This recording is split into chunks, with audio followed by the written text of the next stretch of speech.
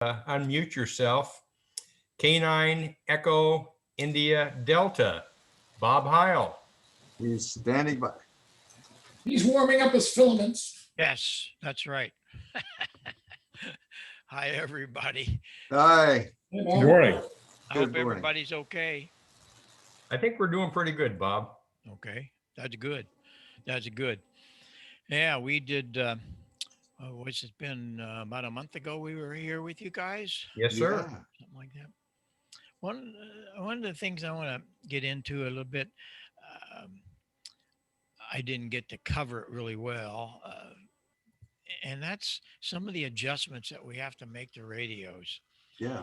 A lot of guys today, they just leave them in the default mode because they're actually are afraid.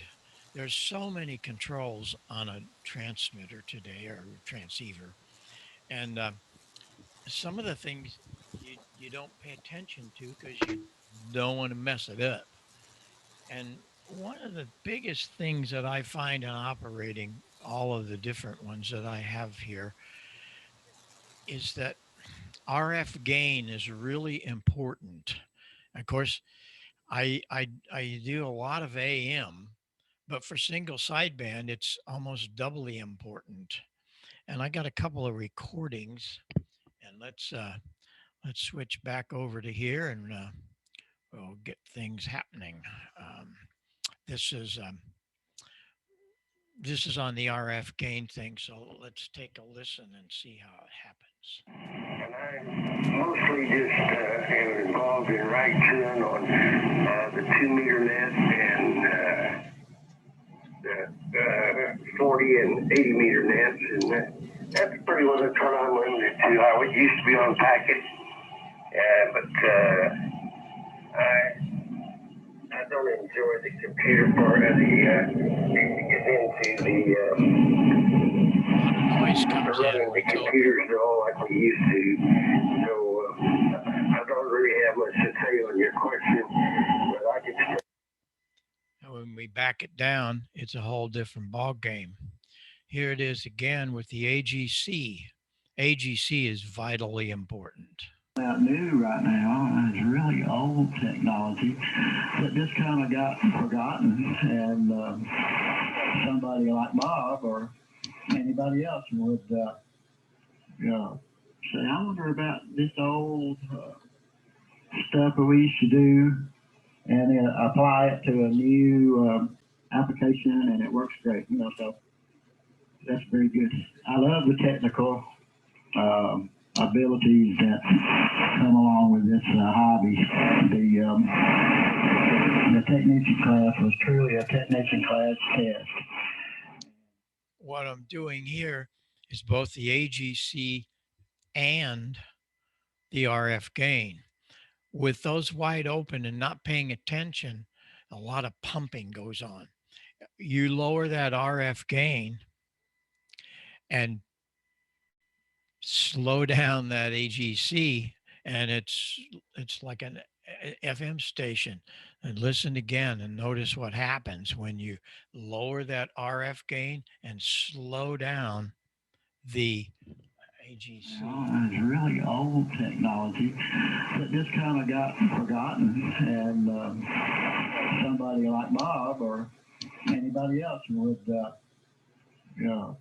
I wonder about this old stuff that we used to do, That's and then beautiful. apply it to a new application, and it works great, so that's very good. I love the technical abilities that come along with this hobby. The technician class was truly a technician class test, and I like that part too. So very good comments. And I'm sure that you were able to. I'm sure you were able to hear the difference, and it really makes a huge difference when you're listening to strong signals. Otherwise, they're pumping up and down all the time, and that's not good. Not good at all. The other the other situation you have with any of that is if you're going to use headphones, it's vitally important to lower that RF gain. And you want to be careful with headphones because they can be a little bit detrimental to your ears because those speakers are right in your eardrum, and that's not good. So we want to look into that.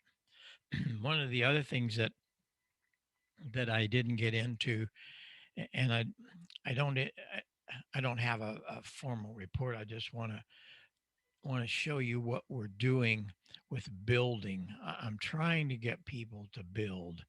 It's just an incredible thing today, and nobody's building. That's the thing. It is everybody buys something, and okay, I hear, but um, building is still there. A lot of guys will say, "Well, you can't buy the parts." Yeah, you can buy the parts.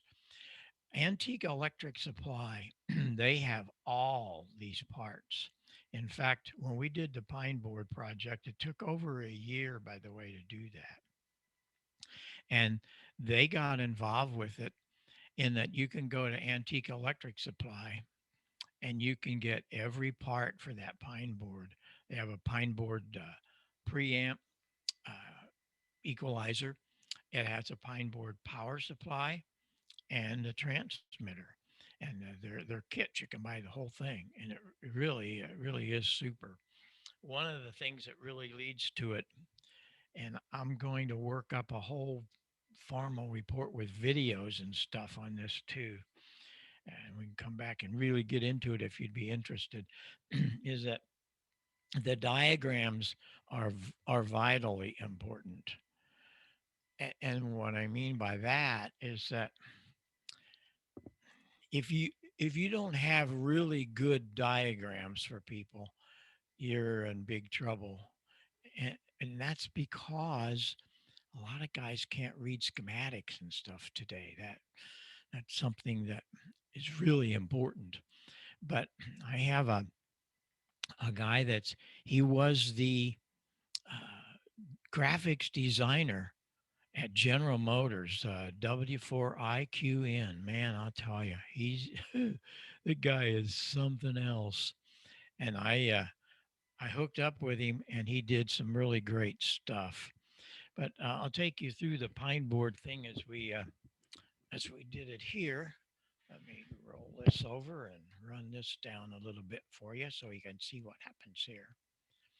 And I use these quite often on 75 meters, and I'm really excited about it that there's so many guys building today. And so there we go. I'm gonna get it over here. I'm gonna take you through here. The little guy runs 5 watts, and you would normally say, well, what can you do with 5 watts? Well, you can do a lot. First of all, we can, yeah, come on, there we go. We can drive an amplifier with it, and that's usually what we want to do. But it all started out with the power supply. The power supply uh,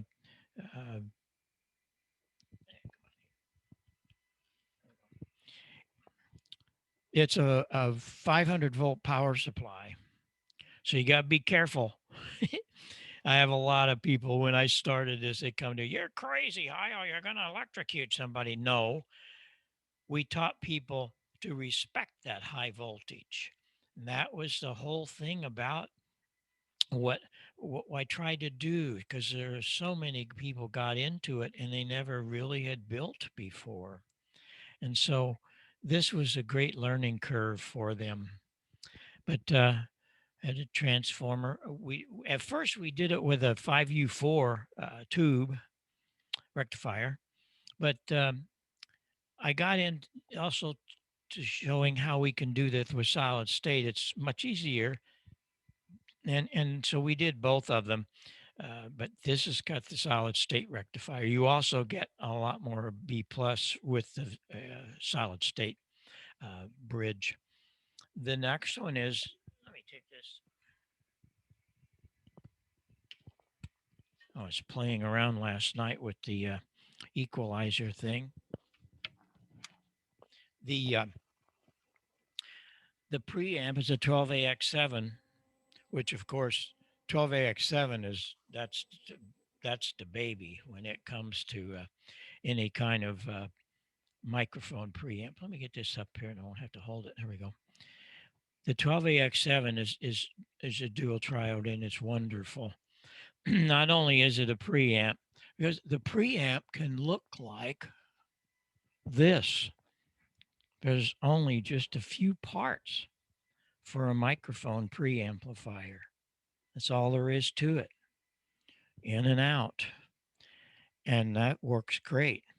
But I figured, no, I'm going to do a lot more. And what I meant by that is I said, no, I had to turn this little guy off. I said, no, we're going to put equalization with it. So we put bass and treble. And if you remember what we were doing with the equalization, we're going to put those at 160 on the low end, 200 cycles, so around in there, and 2.5K for the high end. And it just worked absolutely great because it's one of my equalizers built into that. Of course, now we're using tubes, not solid state as that was. The final is really cool. The final is 6AG7. That 6AG7 gets mighty hot. They run hot. They tell you that, and I mean they'll burn your fingers if you don't watch out when they're running. But that they're made to do that. That's why they're in a metal shell. And this, the other is the clamp tube, and that really gives us the screen modulation for the AG7. It works so well. I'm always amazed at what can happen with a 6v6 driving the 6AG7. So the audio goes through power supply, audio comes out right there. Bingo, bingo. Real simple. The other thing I did for the whole project, oh, that's the choke. We had to have that. Let me put this down. I started off, it was just for 75 meters. Wanted to keep it simple, okay? And it was. That's it. That's the whole transmitter right there. It's on 40 meters right now. There's I can't see it underneath, but there's a clip. We can remove that clip and it's 75 meters. So this actually is 2 bands. The coil is cut for 75, but if we short out those coils, you're on 40 meters. I said, well, you know what?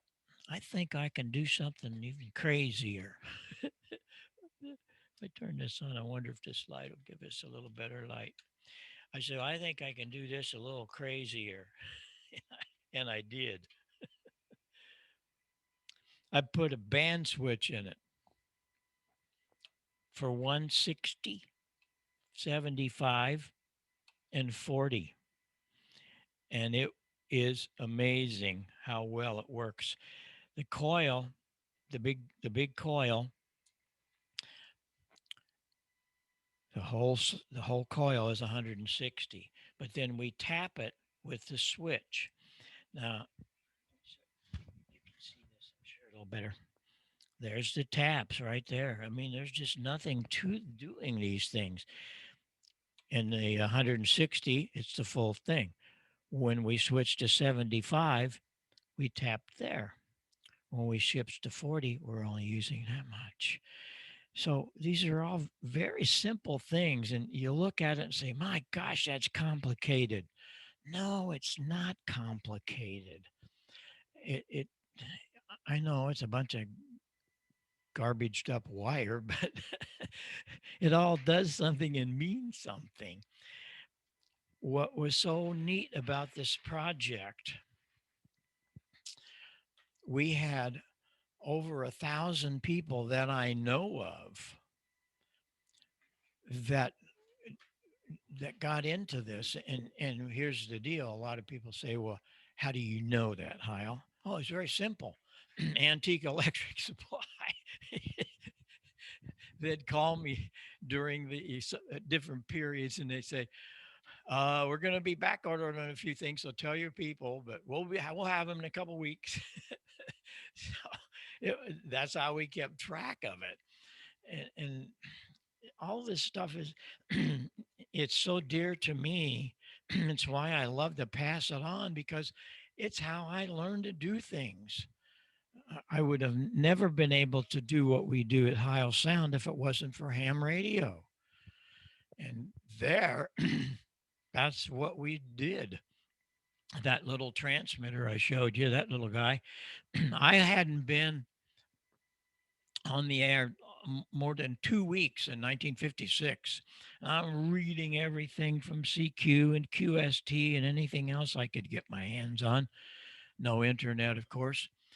But I built a 6-meter transmitter with a 2E26.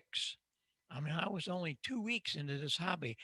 I had no idea what I was doing, but the diagrams were good enough that in the magazines that I made it work. And it did work. I had a couple of errors when I first turned it on, no smoke, but those days were golden to me. Recently, I have a friend of mine down in near Columbia, South Carolina, WA4FTY. This guy is something else. He uh, he builds things like nobody could ever do. I'm amazed at what he can do. And he's a Harvey Wells crazy guy. And he sent me for a Christmas present a couple of years ago one of these. I doubt if anyone has seen this. They're very rare, but if anybody has, let me know. It's a Mars Thunderbird, crystal controlled, beautiful vernier dials. I mean, this thing is an exquisitely designed piece, very simple, and it's band switching 80 and 40 AM. What's the bracket for? It was to mount in your car, if you can believe that or not. And what we did for receiving is Gonset had a converter, a little box that you plugged your car radio in and through it, and it converted your AM car radio. You run it up to 1500 on the dial. That was the IF. It worked great. And of course, you had to have a big antenna for 75 meters, but many guys did. But these are some of the fun things that we did in the early days, and something happened to me. I haven't quit yet. Any questions anybody have? Toss it in. Let's see what's going on.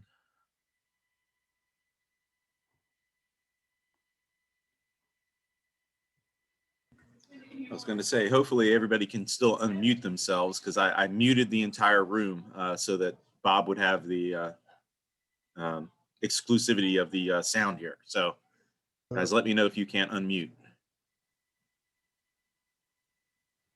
Bob, this is Jim, AI4WL. Can you hear me? Yeah, I can. Okay, last time you talked and brushed over it briefly, I think, compression. However, that goes well with your previous discussion on RF gain and AGC. So why don't you talk a little bit more about compression and how that fits into the picture, particularly when you're working DX. We got guys that like to work, I think, a little bit of that here. Well, the whole thing with compression, supposedly, it's supposed to take the weak signals, weak audio, and bring them up to a level, and the high guys down to that level. It's compressing that signal. And In some cases that works, but in a lot of cases the compressors don't work very well because they distort the audio like crazy. And I'm not a real fan of compression, and I'm not a fan because of that. So you have to be careful when you do any kind of compression. Don't do a lot of it because you get over a certain threshold and it distorts. I personally don't find it useful because the window where it's going to be distorted or not affected at all is pretty narrow. Why worry about it? But a lot of guys, I got to have that compression. Well, maybe. So that's why I'm not a big fan of compression. And if you do, you just have to be careful to get it in the right window. That's really important. But it's there to keep all those high points down and the low points up. Did that explain things to you a little bit? Yeah, they're very good. One of the things that you mentioned, I'm a QRP guy, particularly Uh-huh. contesting QRP. Yeah. I'm an old FT817, and it does fine. And I've uh, I've not used compression, and in that I've used it in my 746 and other radios, but it Mhm. seems to be a detriment for some reason. Whereas at QRP, you'd think it would help. You never know. Well, that's what I'm telling you. When you're dealing with such a small signal anyway, I don't find that to really be I don't find that to be important to you. I'll tell you what is important: equalization. And I cannot preach this loud enough. I mean, especially QRP, because if you have a signal like this, you know how it is. If you remember what I told you the other night, what I do? I did a balloon. It's vitally important that you roll off the lows and the tops. So the only thing left with your RF to go to is 2.5K. I can't say this any better. I can't preach this any better. And that's basically what I do, is trying to get people to understand those 4,000 scientists. Remember, those guys, they did some incredible things and taught us a lot. And this was one of them, that our ears must have 2.5K to understand the spoken word. It's just so vital. But it depends on your rig that you're using, the microphone you're using, and once you get it all set, yeah. So really, congrats to you, and I'm sure you have a lot of fun with QRP, don't you? You still there? I was muted. Yeah, I do. It's great fun. And your little discussion about the breadboard and all of that good stuff. But it was last night, as a matter of fact. I took a little trip down memory lane and did the Googling and found my 1958 Heathkit catalog. Yes. And I strummed through that, and voila, there's I think it was 57, but 56. I built the whatever it was that the DX20 came out. Had to have one of those, of course. Then I forgot that in terms of sound, I built their 25-watt single chassis amplifier because my cousin had given me the preamp that Heathkit put out. And that was a wonderful rig. I tell you, I had that thing for 30 years and it worked like a charm. Every once in a while, I had to go and whack the tube, hit it with your fingernail to get the things to work in the Yep. power amp. And they got hot too. Wow, great fun. Yeah. What was the tube? Heck if I remember. Could have been a 6AG7. 12AX7. Yeah. Okay. Yeah.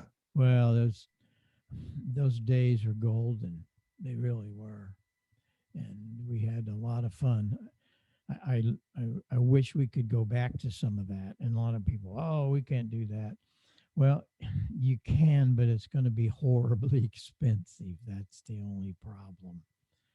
Back in those days, you could, for 50, 60 bucks, you could buy all kinds of stuff from Heathkit, but not today. It's going to be expensive. But you got to weigh how much fun did you have?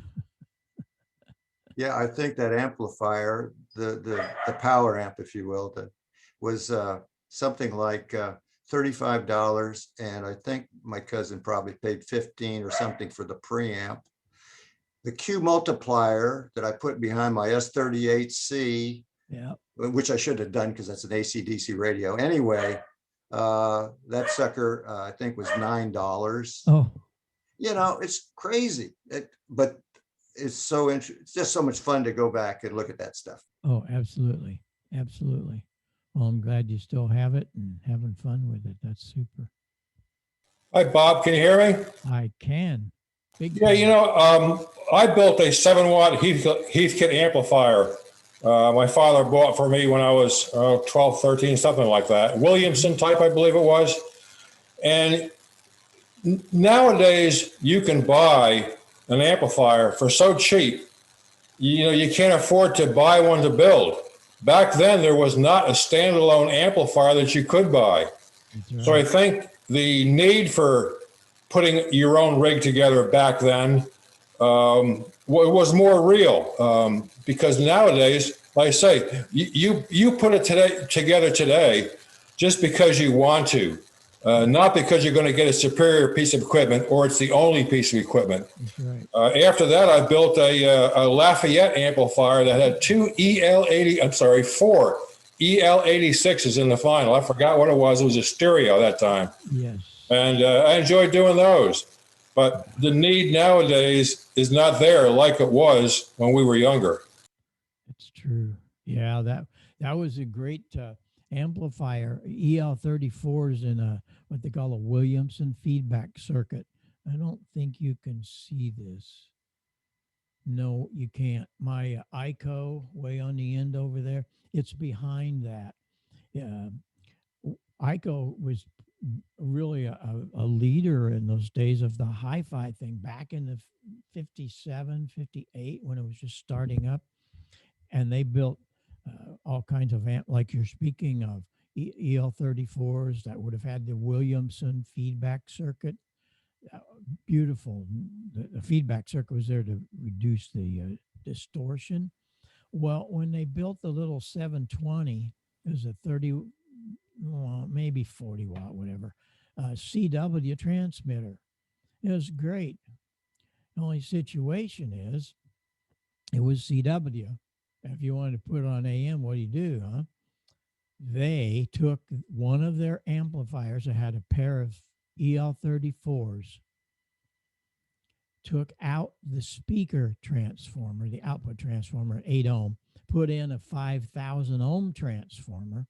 You put that in the secondary in series with the B plus, bingo, you're there. And that's the modulator. And it's unbelievable. I was on again last night. Some guy had a KW1.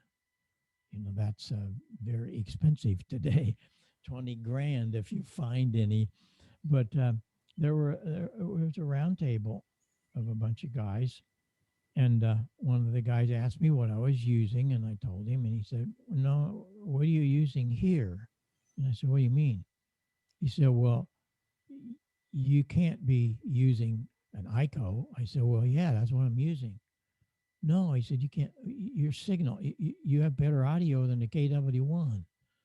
Of course I did, because I have on top of that, gosh, I should have set a camera up. There's a strip right here. It's a broadcast strip, Symmetrics, 528E. It has 3-band parametric. How many controls? 9. And frequency, level, width, like we talked last time, how to set up the Yaesu. Same deal. That's where I got the idea when I designed the parametric for the Yaesu.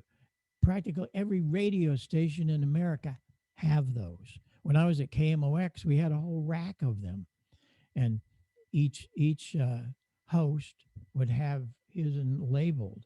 And when you first started, the engineer would set you down, and he would adjust it for you. And when we go into the studio to go into our studio for like me, for instance, I had to go in and push a button. He had it all behind plexiglass. Nobody could, all we could do is turn it on. And then that equalized it for me. Well, I do that here with a PR40 into that little 35 watt, 720. And I get about maybe 40 watts out of it. Drive the TL922, couple hundred watts of big time audio. So yeah, I bet that was a great thing for you. You still don't have it, do you? No, I do not. They're long gone. EL34s are going for $100 a piece to the audio files. Did you know that? No, I didn't. No, that's incredible. I find them every once in a while when we could go to Hamfest.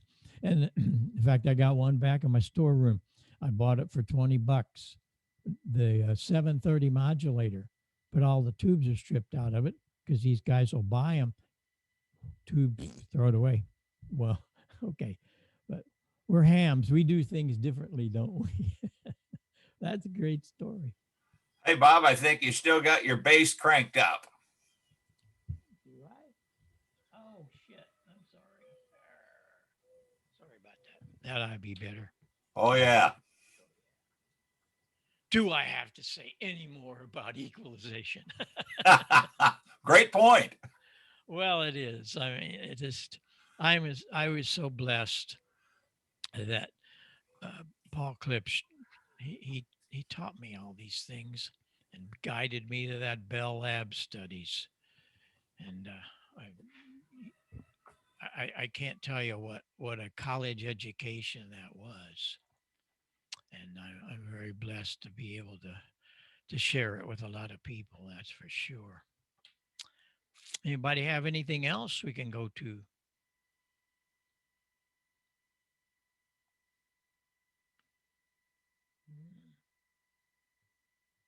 Nobody?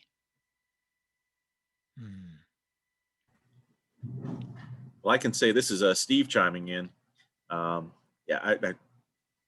just got my general license just the other day, last Tuesday, passed my class. And, I'm actually very excited to get in here. And I've actually started looking at some radio kits, and I think this is something that I would be very interested in, building a transceiver or a transmitter just to do it. It looks very, very interesting to me. All right. Well, yeah, dive in there and make it happen. There's a lot of kit things going on out there. MFJ's got some small kit things that are pretty good. Okay. But there's a whole bunch of things that you can do still. Mm-hmm. Matter of fact, I'm having to make my first kind of adapter dongle because I've got an old Tentec Argosy that I got in a estate sale, and it didn't have a mic. And of course, no one makes a 1/4 inch adapter anymore to get into that with. And so I've looked up some pinouts and got myself a couple cables on the way, and I'm going to attempt to make my own adapter so I can start broadcasting with that. What kind of microphone? I think I just got I can't remember the brand I picked up. It was one that was recommended. Let me see. Let me look it up real quick. I can tell you that you will have a problem with it. Don't expect great things to happen, and I'm not bursting your balloon. But when Tentec came out with that, I'll give you the Tentec story. Al Kahn in 1932, 3 or 4, somewhere along in there. He was at Notre Dame going to school for engineering. And of course, Newt Rockne, everybody knows him, he was the great coach of the great Notre Dame football team. They'd have their practice field, and he'd be standing on a high platform trying to yell to the guys, and they couldn't hear him a lot of time during practice. Okay. Al Kahn was over one day and watched him practice and thought, I can help him. So, being a ham and in engineering school, he built a little, I don't know if it would have only been 5 or 6, 10 watts in those days. That was a high powered audio amplifier in those days, and had a horn speaker so it could project it more than just a speaker.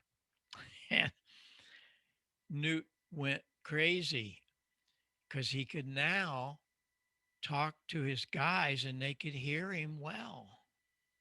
So, you ready for this? Newt Rockne named that little box that Al built for him the Electric Voice. You know where I'm going with this story? Later on, Al Kahn and Lou Burrows formed a company called Electro Voice. True story. Well, they had a great run with Electro Voice, and they sold the company. Now what am I going to do? There's kind of a story there. Tentec, a good part of Tentec, a lot of people don't know this, good part of Tentec, where's that? They had a metal forming shop. It was across the street from the manufacturing. They built boxes. They built this box for me and thousands of other boxes for us and everybody else. And somehow or another, Al Kahn inherited that somehow over a business deal. Anyway, he owned Tentec. Al Kahn was a CW proficient operator, didn't care about a voice. And his first transmitters were CW transmitters, and okay, we'll stick a modulator in it. So they didn't sound very good at all. Very low gain. So you were forced to use a high gain, if you could find it, high quality electret. And in those days, that was tough. And so that's the problem in trying to get any kind of decent audio. A lot of guys are using our ICM that I built for ICOM, because ICOM has a low gain, not anywhere close to as low as the Tentec things, but you just have to be careful in what you choose there. But I don't want you to go away from it. I want you to experiment with it. Yes. Because if you really want to make it work, if you really want to make it work, you do this. I'm serious. Oh, let me get the right part for you. You have to use this little guy. And where's it at here? Be careful to get the pins in the right place. Now we got a real preamp. Yes. Look, there's only about not even 10 parts in there. Want to really do it right, you do that one, the equalizer. And so, yeah, go ahead. And if you need any help, you call me. Send me an email. We'll get on Skype, whatever we got to do to help you. Don't move away. Do not let this defeat you. Oh, definitely not. The mic I ended up going with was it was a Ranger mic, the Ranger SRA 198. And I chose that because it had the high impedance that I hope kind of matched what the original Tentec mics had. Right. Yeah. And then the only thing I've heard bad about those is it's a very close talking mic. You got to have it right up on your mouth. That's right. As every microphone, usually no more than 2 inches. But yeah, good luck. That'll be fun. Keep me posted. Bob, I have a question for you also before you go. A friend of mine was talking about putting a D104 microphone. He wants to use a classic one he has on an ICOM radio. And I says, that has it has the old static cartridge in it, and it does not have the amplifier in it. That's been disabled. I told him that I thought you made cartridges that would go in the D104 that would work with that's an electret that would work with the ICOM. Is that true? Yeah, we can help him. Absolutely. And he has to be really careful. Number one, he'll fry that element if he doesn't use the decoupling and all that. And when he gets finished, it's not going to sound great because the D104 was invented by the Brush Company in 1933 or 4. A lot of things happening in the audio world back in those days, if you check the histories. The Brush Company developed it. It's Rochelle crystals. And the reason they used it is a very simple thing, was that the transmitters of the day, we're talking about stuff like over dollar,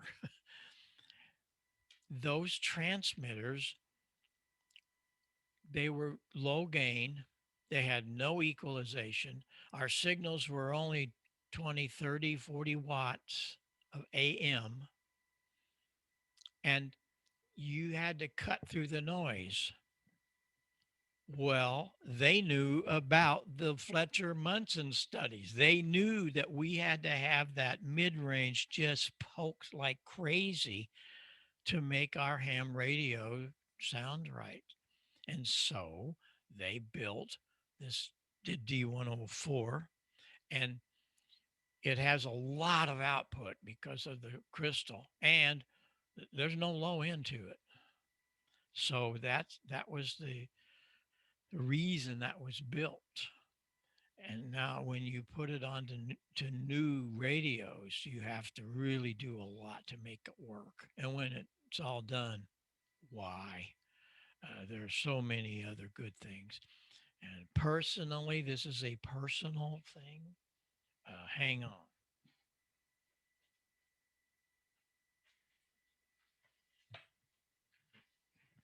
All my life, I've hated it.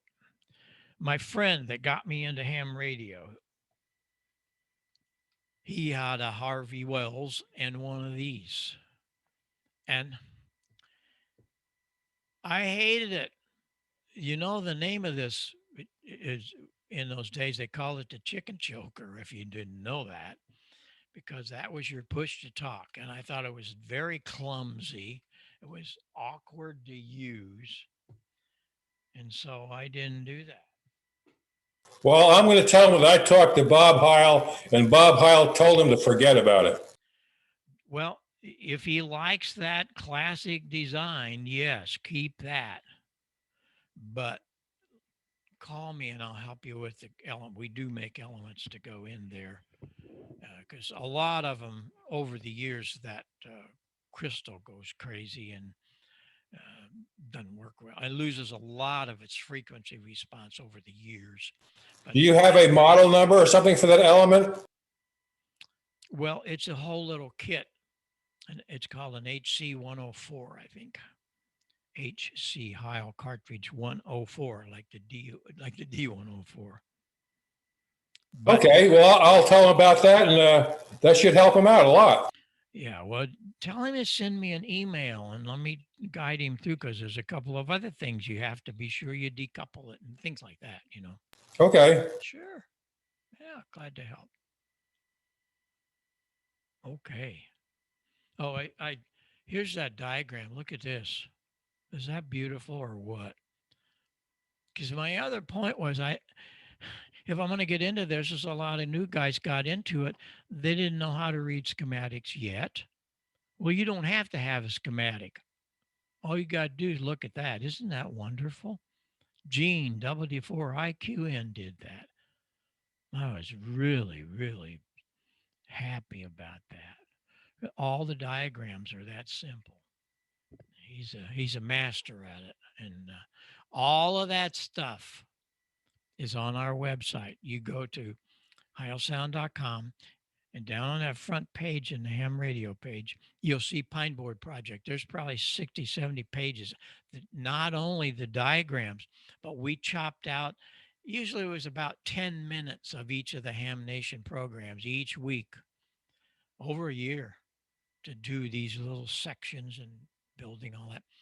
All of those videos are on that page, so you can relive all of that. In the worst case, you call me. Let me hear from you. I'll help you. We'll get on Skype or Zoom. We'll make it happen. Okay, thank you. Yeah. Anybody else? Bob, yeah, K2ONN, Bill here. I've been very happy with my 7300s. I have one at home, and then I have one that I carry around with me for RV and up at our cabin. And I'm frivolously thinking that maybe a 705 might be in my future. And you were pretty high on that 705 in our last conversation. Yeah. And could you just throw a couple of thoughts at me on that issue? Sure. Here, let me grab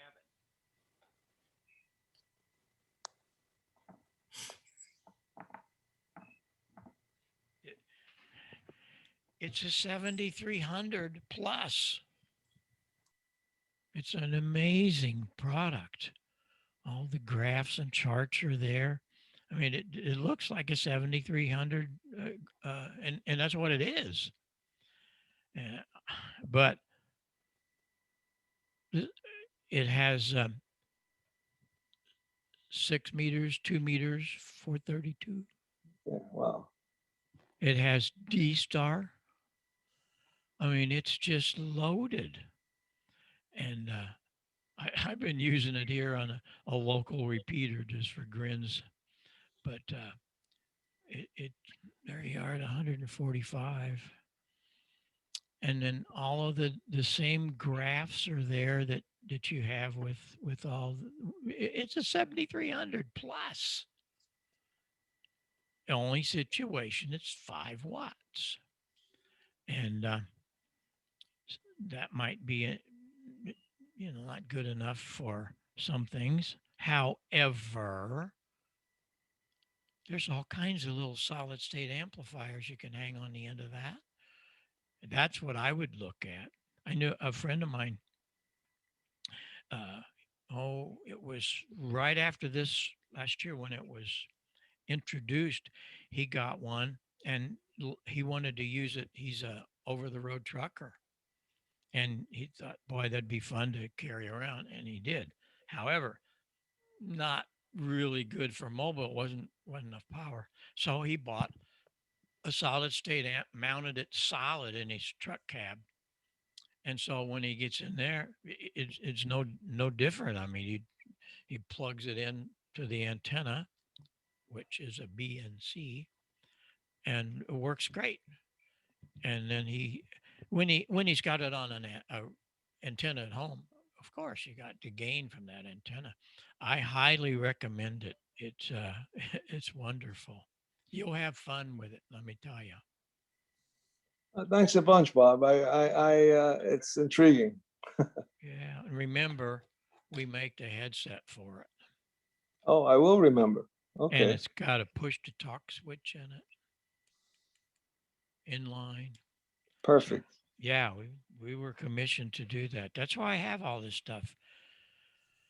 ICOM will send these things and say, we need to do this and that. Now, over the years, that's what I've done for them. So have fun. I bet you will. Thank you. Mm-hmm. Anyone? Next up, huh? Come on, you guys. Any other questions for Bob? You don't get this opportunity very often. Well, I wanted to mention too that I think our newly licensed general ham, Paul, I think he bought that model radio. So we've got someone in the club, I think, that has one. That if anybody wanted it, maybe we could talk him into bringing it to one of the in-person meetings so we can all kind of ogle over it a little bit. And then Yeah, you'll want to go buy one. yeah, you know how we are about those things. Yeah. Yeah, yeah, that's great. That's great. But you'll have a lot of fun playing with it because it does a lot of stuff. Yeah, that's what's really cool. It would save me having to carry around more than just that one radio. Yep. Guys are gonna talk me out of my 817, aren't you? I figure you're going to be one of the guys that gets one eventually, Jim. Well, this is my second 817. I don't know. There's something about it. It is small. It is smaller than the 705. You can put it almost in your pocket. That's what's nice. And with Bob's headset, that's what I use, and a foot switch, and Bob's foot switch, and his headset and the mic. It works great for QRP contesting. I love it. I have to agree with you. The 817 is quite something. It's really neat. So I agree that I think you would take a step back because you would miss the fact that 817 it's only about that big, and it does a lot of stuff too. Yeah, you don't have the bells and whistles, that's for sure. But hey, well, sometimes you have to say, "Do I need the bells and the whistles?" Right. That's right. Bob, I would like to personally thank you for your generosity with the time you spent with us. It's been really interesting and highlighting in a lot of areas, and I'd like to thank you very much. Well, thank you. That's what I do. I'm just devastated that we're not seeing more things like this happen. Everybody, as I said, you give the license test, and the guys and gals will get their license, and the VEs in the club there. Oh, yay, great. Okay, go home and see you on 40 meters. And it's like, duh.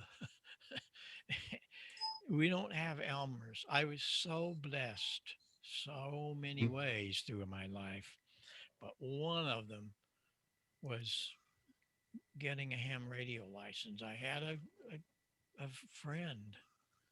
He was a year ahead of me in high school, got his license. And it was kind of weird how that happened. I'll tell you about the story. My parents bought me a Hammond organ in 1952. That was a huge expense. They were not wealthy people. But mom, I was playing the accordion, and my mom thought, I should get one of those new Hammond. Hammond organ they had taken an accordion, and they split it, that has buttons with all the chords over here, meaning 3 and 4 notes at a time, and then the keyboard. Well, Hammond organ did that, but they did this. It had all that buttons like an accordion for the chords, and this. Wow. She goes up to a Hammond dealer in St. Louis one day to buy one of those. It was $900. That's wow. But it gets better. The salesman, God bless him. I never did get to thank him because I didn't know where I was going. He talked her out of it. He said she was telling him what kind of music I was playing, what level, and he said, "Oh, Miss Heil, you this isn't going to work for him. He's going to outgrow this in a couple of days. You need this organ." And I'm sure you're all aware of a B3 Hammond organ that every group in the world plays today. He talked her into that. It was $2,500. She bought it. She comes home that night. We're at the dinner table. My dad said, "Well, Laverna, did you get Bobby's organ?" "Yes, I did." And I remember distinctly. She was very low key. Yeah, I got it. He said, Well, what was it? $900? No, no. The salesman thought we should get a B3. How much was it? Well, it was $2,500.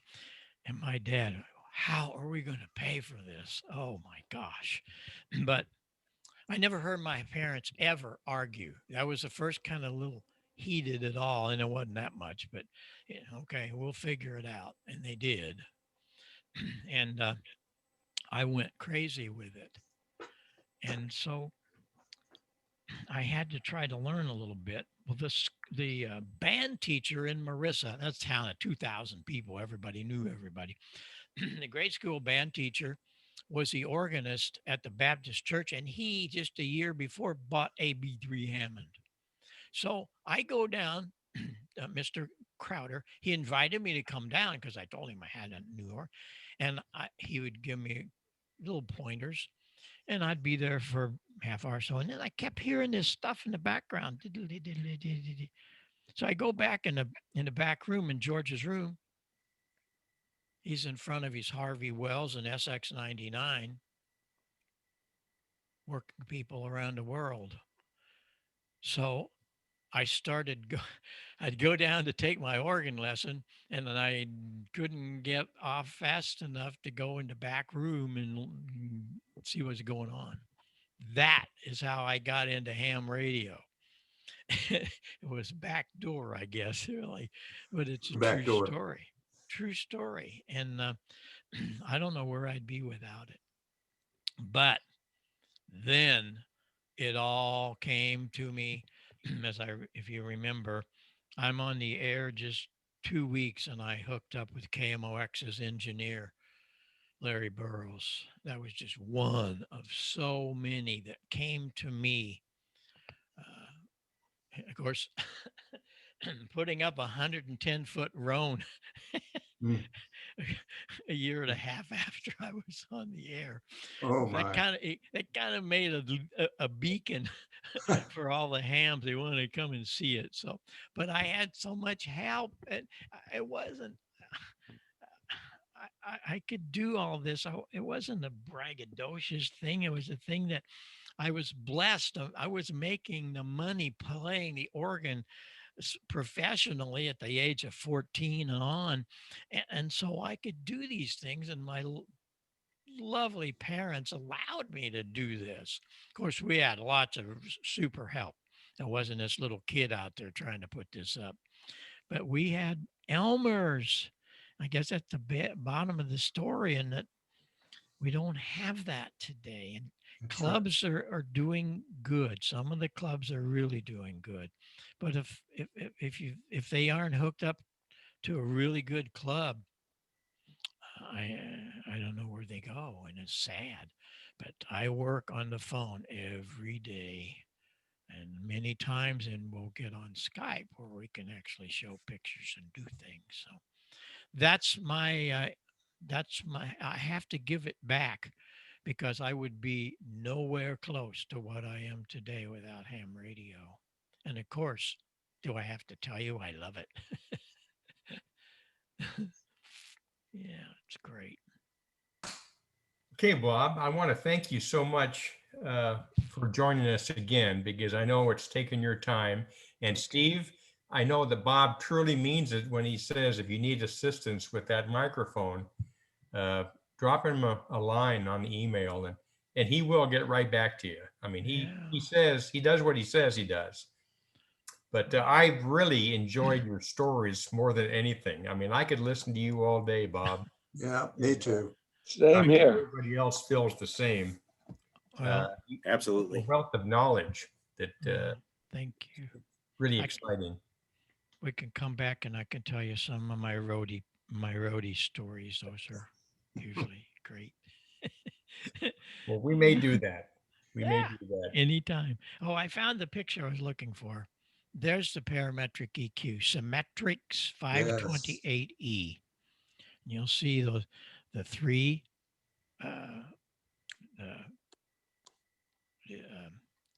parametric, three of them. You notice I have the first one kind of in the middle, set at around 160. Yeah. 2 octaves, notched it. You just go through it all and it works great. It also has compression. You'll notice I just barely turned it on. Mm-hmm. Compression threshold is almost off. Expander's almost off. And then we have things like a de-esser. That is no use in ham radio. A de-esser is when somebody, and some people do, they have more top end. The S's kind of screech at you, and that takes care of the tss type sound that many voices My have. neighbor. So it's truly a professional piece, and I don't ever use it I can't use a microphone anywhere on ham radio without it. I just want to tweak it a little. And if you go through that, you'll see that there's not. It's a good thing K4 NLC had to back out early. If he saw that equalizer, he'd have gone crazy. He's recently bought one and hooked it up, and he's got his audio all the way from non-existent to total bass to so high that it's out of the bandpass of the receiver. Good thing Mike hasn't seen that. Maybe he has more. There's all kinds of those today. It even goes beyond this.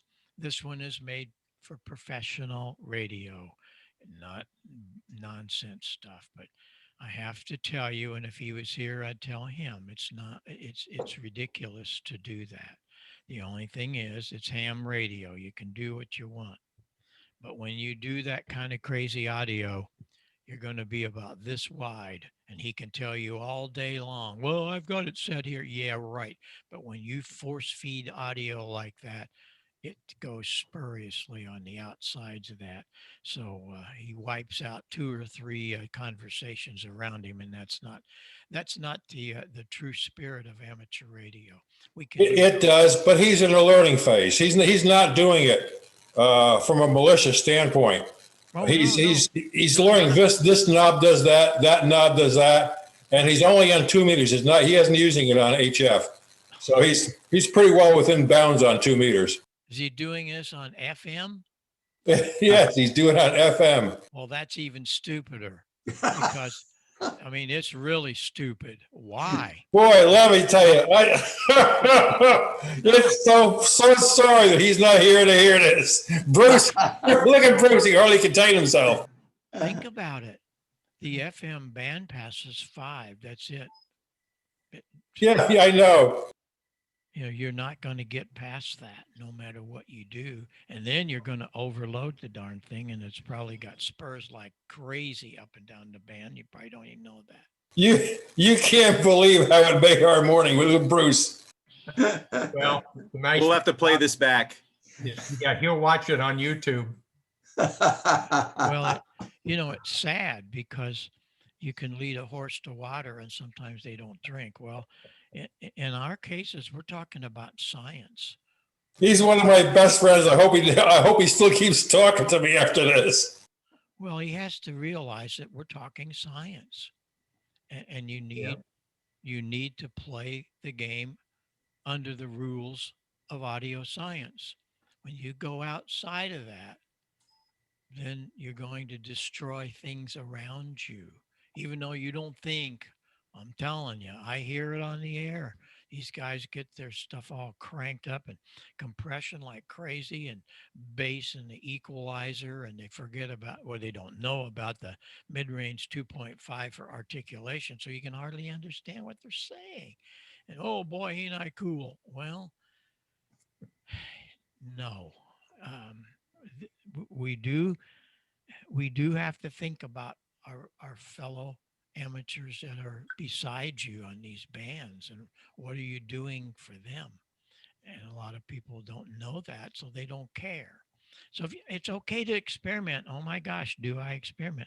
But there are things called dummy loads, and you can experiment all you want, but then you won't be bothering your neighbors. But it's very important. We talked about it the other night. Balance. The trouble with the dummy load, though, Bob, is it doesn't say, "Can you hear me now?" Well, that's another situation. Sad. Yeah. Oh boy. But yeah, we'll come back and we'll get in the old truck and give you some of those wonderful bygone stories over the years. Looking forward to it. You gonna play the organ? I can. Yeah, we really enjoyed that as it's like you going out on the sunset, you know. Yeah. Okay. Well, that's what I'll do. Okay, Bob, thank you. Well, Thank you. 7-3, everybody. I really enjoy doing these. Don't ever be shy. I do so many. I got one that I do a noon thing every week. Oh man. So we just sit around and gab about stuff. Well, I'll tell you, for us in Little Pamlico County, we really do appreciate your time. Well, no, other side of that, I love sharing this hobby because, see, there are going to be a lot of other people listen to this. Oh, that's true. That sometimes I get emails from guys saying, "Is that really true?" Yeah, that's really true. Yeah, well, Dummy Load will hear this one. Have we got a new nickname now? That's his new nickname. Dummy load. I hope he still talks to me after this. Well, there's no reason that he wouldn't. Oh, he will. Okay, here we go. I'm going to go fire things up. Good morning, everybody. It's great. Let's do this again and talk about whatever. Just send me a date and we'll be here. Okay, thanks, Bob. Thanks a lot, Thank you, Bob. Bob. Very much. 73s.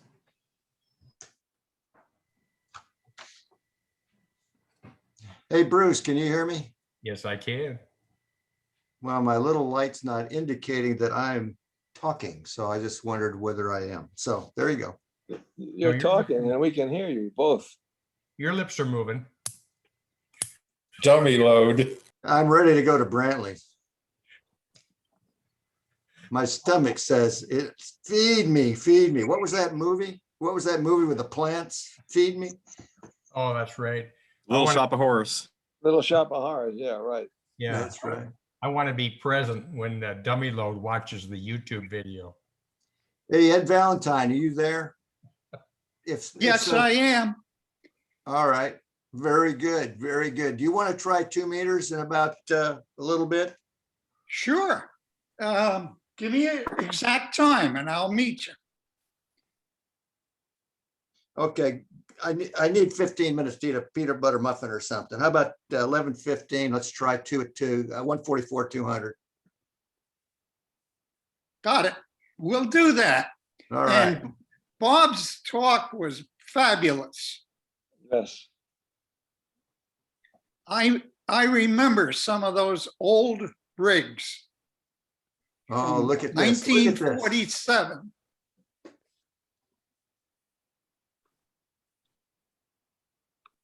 Bobby forgot to put on the audio.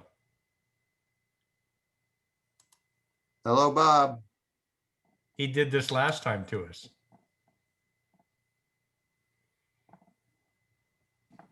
Well, the guy is amazing, I'll tell you. Yeah, it looks like the audio did not come through. No. Okay, guys. Well, I'll see you. I'll see you next month. Stay safe. Talk to All you. right.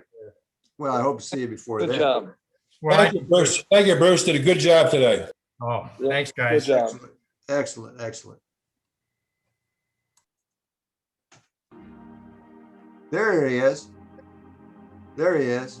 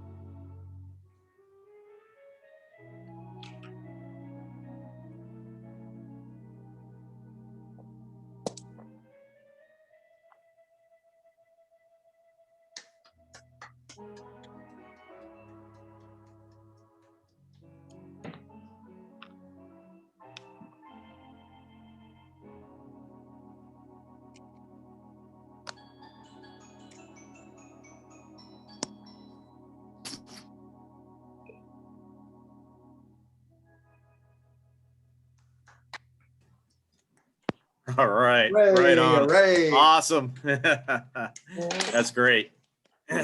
Thanks, Bob. Thank you, Bob. All right. All right. Well, it's great seeing everybody, and I'm hoping I'll get this up on the YouTube this weekend. Once I get home from the beach, I should be able to get it up, and everybody will be able to review it. Oh, go get home from the beach. What a guy. All right. Take care. Yeah, okay. Enjoy the beach. See you later. I'll see you in 15 minutes, Ed.